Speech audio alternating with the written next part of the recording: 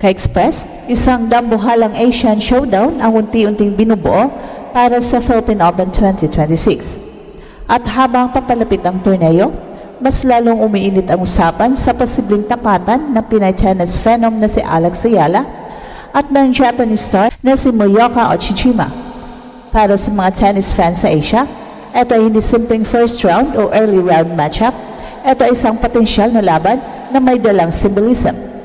Ang Pilipinas kontra Japan, bagong henerasyon kontra tested consistency, at home court fire kontra championship pedigree. Sa edad na 20 years old, si Alex ay papasok sa Philippine Open, hindi bilang home bet, kundi bilang isa sa mga pinag-uusapang pangalan sa women's tennis ngayong 2026.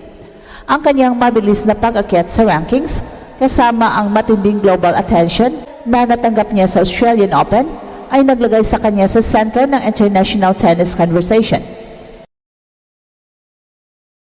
Samantala sa Moyoka, 24 years old na pambato ng Japan, ay may bitbit na 13 ITF singles titles, isang resume na kumakatawan sa taon ng consistency, disiplina at grinding success sa professional circuit. Aktibo pang naglalaro si Uchijima sa Australian Open, kung saan umabot siya sa second round. Ang kanyang paglahok sa Philippine Open ay direktang nakaangkla sa kung gaano kalalim ang kanyang itatakbo sa Melbourne. Pero kahit wala pang final na draw, malinaw na ang atensyon ng Asian tennis media ay nakatuon sa posibilidad ng Ayala Uchijima showdown sa Manila.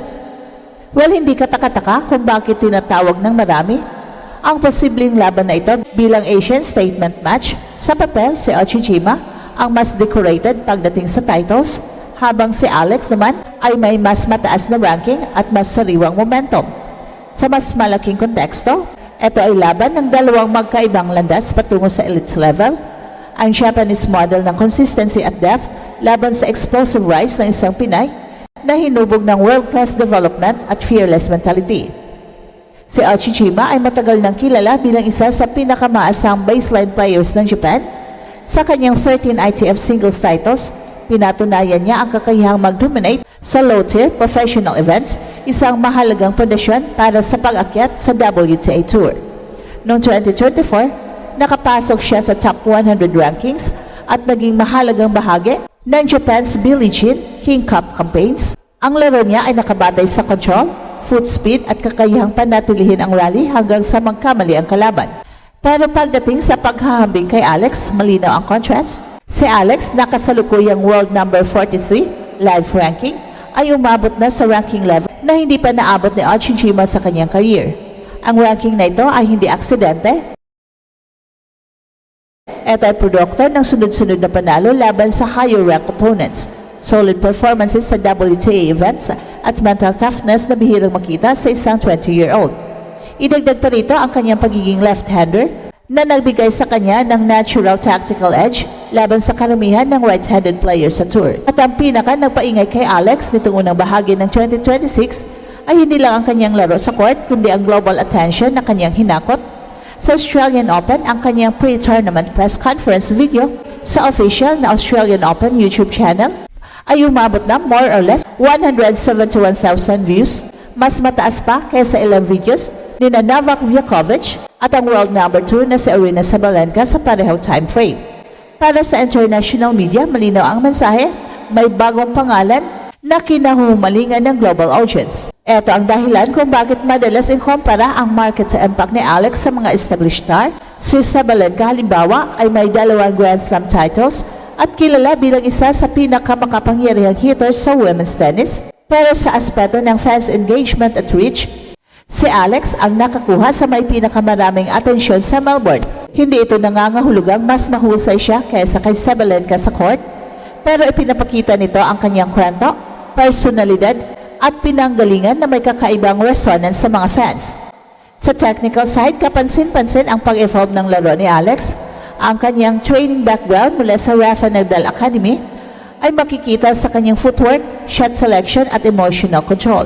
Hindi siya umaasa lang sa power, gumagamit siya ng heavy topspin, sharp angles at intelligent point construction. Ang neutral discipline na tinutukoy ng ilang coaches ang kakayahang mag-reset pagkatapos ng bawat punto ay isa sa kanyang pinakamalaking sandata, lalo na sa high-pressure matches.